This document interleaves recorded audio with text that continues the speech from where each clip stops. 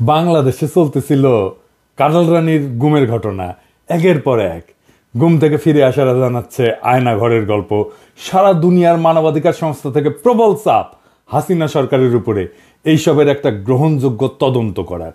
দেশে তৈরি হইল এক শক্তিশালী সংগঠন মায়ের ডাক। হাসিনার সামনে তখন দুইটা কাজ: বিদেশিদের বুঝানো, দেখো গুম বাংলাদেশে নতুন না, এই যে জিয়াউর রহমানের আমলে গুম হয়েছিল অনেক অনেক অনেক অনেক খোঁজই পাওয়া যায় নাই, তদন্তও হয় নাই। বাংলাদেশের মতো দেশে এটা করা যায় না বাবা, এত চাপাচাপি কইরো না। আর 2 নম্বর হইতেছে দেশে দেখানো, গুম তো জিয়া করছে, বিএনপি করছে, আমরা করলেই দোষ। তৈরি হইল মায়ের কান্না নামের সংগঠন। ওই যে পিটার হাসের সাথে গুতাগুতি করতে গেছিল না, ওই যে ওইটা। বিশিষ্ট সাংবাদিক তাসনিম খলিল ফতোয়া দিল জিয়ার আমলে এটা গুমই। তো তাসনিম খলিল এখন তো গুম কমিশন হয়েছে, তো এই গুমের কেন তদন্ত করে না গুম কমিশন? যাই হোক, আজ এইবার দেখি জিয়ার আমলে কি গুম হয়েছিল। গুম বইলা যেটা চালানোর চেষ্টা করে সেটা আসলে একটা সেনা বিদ্রোহ। 1977 সালে বিমান বাহিনীতে বিদ্রোহ হয়, তারিখটা 2 সেপ্টেম্বর। একই মাসে বগুড়া ক্যান্টনমেন্টে 30 সেপ্টেম্বর সেনাবাহিনীর সিগন্যাল কোর বিদ্রোহ করে।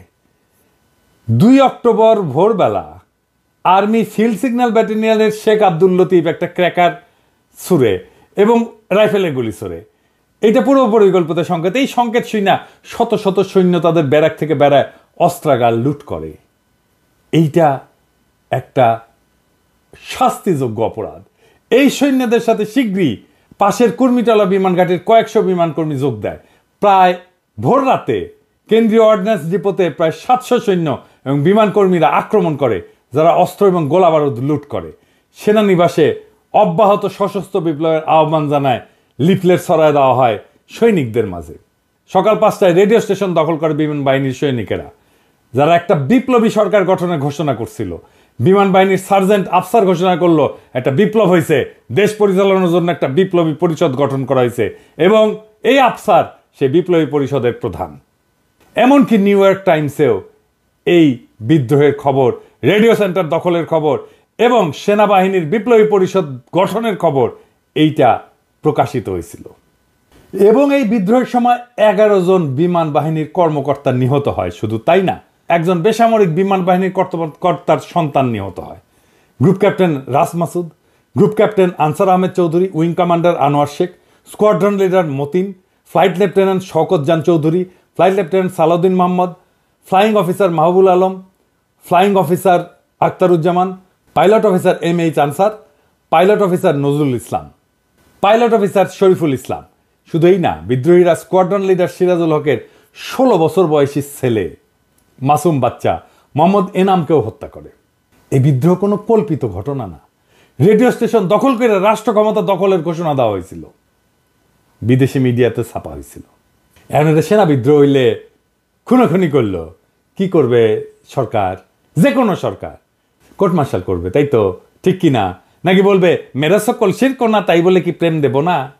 সেনা বিদ্রোহ হয়েছে, সেটা দমন করা হয়েছে। সেনা বিদ্রোহ যারা করে তারা জানে সেনা বিদ্রোহ যদি সফল না হয় কোর্ট মার্শাল হবে, এটা জানে। দায়ীদের সর্বোচ্চ শাস্তি ফাঁসি দেওয়া হয়েছে। সারা দুনিয়া এটাই নিয়ম।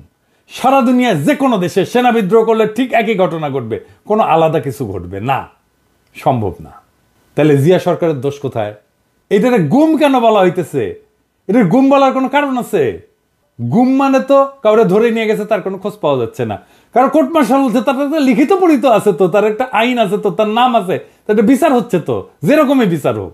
প্রফেসর ইউনূসের সরকার গুম কমিশন করেছে, সেই গুম কমিশনগুলোকে গুম বলে না। না বলার পেছনে যুক্তিযুক্ত কারণ আছে, সেই জন্য বলে না। যাই হোক, এই যে হাসিনার বয়ান, সেটা তো সে পলিটিক্যালি বলছে, মায়ের কান্না নামে সংগঠন করছে। এটা বাইরে সে কালচারাল অ্যাসেট বানাইছে ক্যাম্পেইন করার জন্য। কি কি অ্যাসেট বানাইছে? প্রামাণ্য চিত্র বানাইছে ফুয়াদ চৌধুরীকে দিয়ে, নাম দিছে গণফাঁসি 77। বাংলাদেশ টেলিভিশনে ধারাবাহিক তথ্যচিত্র নির্মাণ করছে, নাম দিছে নাটের গুরু। আর এটা টেলিছবি করিছে সিআইএ ফান্ডে, নাম হইতেছে আয়েশা। আনিসুল হক আয়েশা মঙ্গল নামে এই উপন্যাসটা লিখেছিল। ওই বিমান বাহিনীর বিদ্রোহ নিয়া সেই উপন্যাসকে 2018 সালে টেলিছবিতে রূপ দেয় একজন পরিচালক, বিশেষ পরিচালক। কে সে? মোস্তফা সারোয়ার ফারুকী। হা, ওইখানে দেখানোর চেষ্টা করেছে জিয়াউর রহমানের আমল কত খারাপ ছিল, হেনা ভোট করেছিল, গুম হইতো। জিয়া একটা নিষ্ঠুর লোক ছিল, নিষ্ঠুর শাসক ছিল। বলা হয়েছে গুম করা হয় অসংখ্য অফিসারকে। হা, এই মোস্তফা সারোয়ার ফারুকী পত্রিকায় লিখেছে সিনেমার আয়েশার স্বামী যে চঞ্চল চৌধুরী অভিনয় করেছিল সে গুম হয়েছিল। লিখিচ্ছে আয়েশারা যখন গুম হয়ে যাওয়া কিংবা আইন বহির্ভূতভাবে গ্রেপ্তার হওয়া স্বজনদের মুক্তির দাবিতে চোখের পানি বিসর্জন দেয়, তখন সে আবেগ রাষ্ট্রকে যে বিন্দুমাত্র নাড়া দিতে পারে না।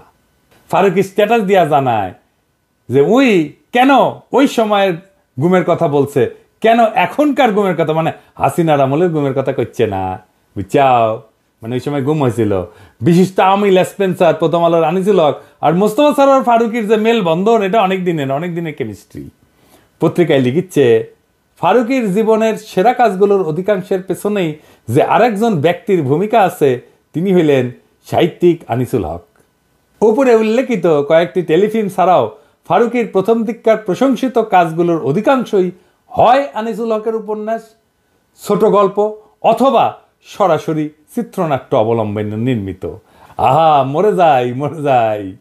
তো ফারুকী তো আয়েশা বানায় তো কাইন্দা বুক ভাসাইছিলা, তার মানে তখন মনে প্রশ্ন আসে নাই কেন 2018 সালে হাসিনা ক্ষমতায় সে কেন গুম কমিশন করে নাই 1977-এর ঘটনায়?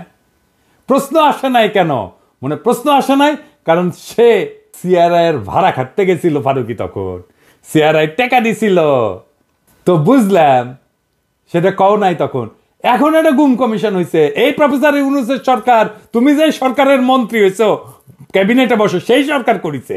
সেই 1977 সালের গুমের তদন্ত কেন করতে বলো না সেই গুম কমিশনকে? এখন তো তুমি ক্ষমতাবান, কও, ক্যাবিনেটে কও। এটা সৎ উদ্যোগ হইতে পারে, সিনেমা বানাইতে পারো, ক্যাবিনেটে বসতো কবে না যে গুম কমিশন হয়েছে 1977 সালে, গুমের বিচার করো, তদন্ত করো। এখন আবার সে কইবে না, কারণ সিআরআই তো টাকা দিবে না। চালাক মানুষ, এই অতি চালাক মানুষকে কে পছন্দ করলো? হ্যাঁ, অনেকে মনে করে আসিফ নজরুল। হ্যাঁ, না, সেটা ঠিক না। কে আসেন সেটা দেখি। মোস্তফা সারোয়ার ফারুকীকে আসিফ নজরুল সিলেক্ট করে নাই, মানে যত দোষ নন্দ গোষ্ঠ যা হয় সব আসিফ নজরুলের কাঁধে চাপে। ইনফ্যাক্ট মোস্তফা সারোয়ার ফারুকীর সিলেকশনের সময় আসিফ নজরুলের ভূমিকাই ছিল না কোনো। এইটা আমার নিজস্ব অনুসন্ধানে পাওয়া গেছে। আমার নিজস্ব অনুসন্ধানে বাইরে হয়েছে সেই নাম যে এই মোস্তফা সারোয়ার ফারুকীর ঘৃণিত নামটা প্রস্তাব করছিল। কে সেটা? সে হইতেছে রেজওয়ানা হাসান, সুন্দরী কোটা হওয়া উপদেষ্টা। সামেসি করে কাম সাইরে নিল। আসিফ নজরুল খাইলো গ্যাল খায় ভূত হয়ে গেল, আর সে মহা আনন্দে কাম সাইরা ঠাসি খায় বসে আছে। দেখিস কেমন চালাকের চালাক। এই রেজওয়ানা হাসান মিশন নিছে ইন্ডিয়ান ইন্টারেস্ট বাংলাদেশে প্রতিষ্ঠা করবে।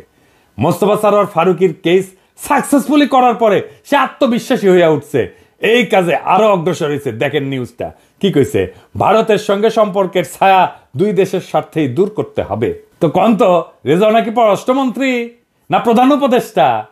সে তো পরিবেশ মন্ত্রী, তাও ভারতের সাথে সম্পর্ক নিয়ে কথা বলার কুরকুরানি কেন? আমি তো এমনি গেলাই না। সে কথা বলতে গেছে পরিবেশ নিয়ে, পররাষ্ট্র নীতি নিয়ে কথা বলার দরকার কি? এখন কইবে সাংবাদিকরা প্রশ্ন করেছে, কি করব? সাংবাদিক প্রশ্ন করলে বলবে এটা আপনারা পররাষ্ট্র উপদেষ্টারা জিজ্ঞেস করেন, কিন্তু সেটা তো করবে না, কারণ এই মিশন তো তার নিজের মিশন। আপনাদের মনে আছে ইলিশ মাছ কেন ইন্ডিয়া পাঠানো হইলো, সেটা নিয়েও সে বয়ান দিতে আসছিল। এই যে শুনেন, যারা এই ইলিশটা চাচ্ছেন তারাও কিন্তু এই বৈষম্য বিরোধী ছাত্র আন্দোলনে ওই পারে থেকে অনেক সমর্থন দিয়েছেন, সেটা আমরা সকলে দেখেছি। কেন সে কি বাণিজ্য নাকি মৎস্য মন্ত্রী? এমন কইতে পারেন সে তো ব্রিফিং করে সরকারের পক্ষে, মেনে নিলাম। এই দুই ইন্ডিয়া সংক্রান্ত বক্তব্য কি সরকারি ব্রিফিং টাইমে কইছে? কয় নাই, বলছে নিজস্ব ক্যাপাসিটিতে, নিজস্ব টাইমে ওর পাংখা গজাইছে। কইছে না যদি রাজনীতিবিদরাই সংস্কার করে তাহলে 53 বছর তারা কি করেছেন? হ্যাঁ, তার মানে 53 বছর কোনো সংস্কার হয় নাই। হ্যাঁ, ওই সংস্কার বুঝে চিন্তা করেন, সংস্কার হয় নাই।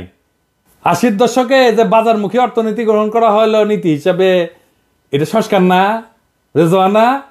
82 সালে যে উপজেলা পদ্ধতি চালু হইল, তৃণমূল পর্যায়ে প্রশাসন কার্যকর করার জন্য ব্যবস্থা নেওয়া হইলো, এইটা সংস্কার না? সিটি কর্পোরেশন হইলো, ঢাকা চট্টগ্রাম সহ বড় শহরগুলোতে সিটি কর্পোরেশনের কার্যক্রম চালু হইলো, এটা সংস্কার না স্থানীয় সরকারের? 1991 সালে যে সংসদীয় গণতন্ত্র প্রতিষ্ঠা হইল, এটা সংস্কার না? তত্ত্বাবধায়ক সরকার যে হয়েছিল 96 সালে, এটা সংস্কার না? 1990-এর দশকে প্রাথমিক শিক্ষা যে বাধ্যতামূলক এবং ফ্রি করা হইল, এটা সংস্কার না শিক্ষায়? 1982-তে জাতীয় ওষুধ নীতি করা হইল, পুরো ফার্মাসিউটিক্যালের আগাপাস্তলার সংস্কার হইল এই নীতিতে, এটা সংস্কার না? 4.5 মাসে আন্নে কিতা করিছেন সুন্দরী উপদেষ্টা? আন্নার টাইমে তো ঢাকার বাতাস সবচেয়ে দূষিত নাকি? তো কি সংস্কার করেছেন? মুখ খারাপ করতে ইচ্ছে করলে করলাম না আর কি। হ্যাঁ, এইটা তো আন্নার মন্ত্রণালয়ের কাজ নাকি? হারকুলিস হয়ে গেছেন। হ্যাঁ, একেবারে ইন্ডিয়ার সাথে সম্পর্ক, হ্যাঁ, নতুন উপদেষ্টা বানানো, একেবারে পলিটিক্যাল পার্টির সাথে পাঙ্গা নিতে গেছে। হ্যাঁ, হারকুলিস সবার চেয়ে বেশি বুঝেন, সবচেয়ে বেশি পারেন। ঢাকার এয়ার কোয়ালিটি বাড়াইতে পারেন না কেন? এটা বাড়ান, এটা তো আপনার কাজ। বাড়ায় দেখান যে দায়িত্ব নিচ্ছেন, সেটা পারেন করতে। 4 মাসে তো ড্রামাটিক পরিবর্তন করা দেওয়া যায় ঢাকার এয়ার কোয়ালিটি। দেখি কেনকা পারেন? এটা তো পারেন না। আসল কামে তো কোনো স্যাদব্যাদ নাই, যেটি বোমবাস্টিং কথা কওয়া যাবি, কোনো দায়িত্ব নেওয়া লাগবে না, সেটি একেবারে লেফটে ওঠে। একেবারে কি প্ল্যানিং দেওয়া লাগবে? দিয়ে দেবো, সলিড প্ল্যানিং দিয়ে দিতে পারি। 4 মাসে ঢাকার বাতাস ক্লিয়ার। লাগবা বাজি?